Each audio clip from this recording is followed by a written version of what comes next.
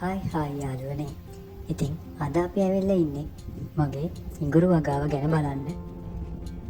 ඉතින් මේ ටිකේ වැස්ස නිසා මේ ඉඟුරු වලට දිලීර රෝගයක් ආසාදනය වෙලා තියෙන්නේ.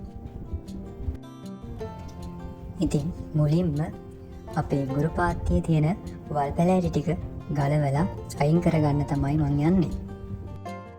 ඉතින් ඔයාලට හොඳින් බැලුවොත් පේනවා මේ ඉඟුරු ගස්වල පත්‍රාග කහ පාට වෙලා තියෙනවා. ඒ වගේම සමහර පත්‍රාග නිකන් පිච්චිලා වගේ ගිහින් තියෙනවා. ඉතින් මේ දවස්වල වැස්ස නිසා තමයි මෙහෙම වෙලා තියෙන්නේ. ඉතින් මේ දකින මගේ වගාවට දැනට මාස 4ක්. තව මාස 4යි මේ වගාවෙන් අස්වැන්න නෙලන්න තියෙන්නේ. ඉතින් ඒ වෙනකම් මේ දිලීර රෝගේ පාලනය කරගන්න ඕනේ. ඉතින් ඒකට මම රසායනික දිලීර නාශකයක් භාවිත කරන්න හිතාන් ඉන්නවා. දිලීර නාශකය යොදන්න කලින් මම මේකට වල් ටික ගලවගෙන පොහොර ටිකක් දාගන්නවා. ඒකට මම භාවිත කරන්නේ කාබනික පොහොර, කොම්පෝස්ට්. ඒ කරලා මේ ඉඟුරු පාත්තියට කොළරුඩු ටිකක් එක් කරගන්නවා. මේකේ තෙතමනය රඳවා පවත්වා ගන්න. ඒ කරලා තමයි මම අනුමත දිලීර නාශකයක් දිය කරලා මේකට යොදන්නේ.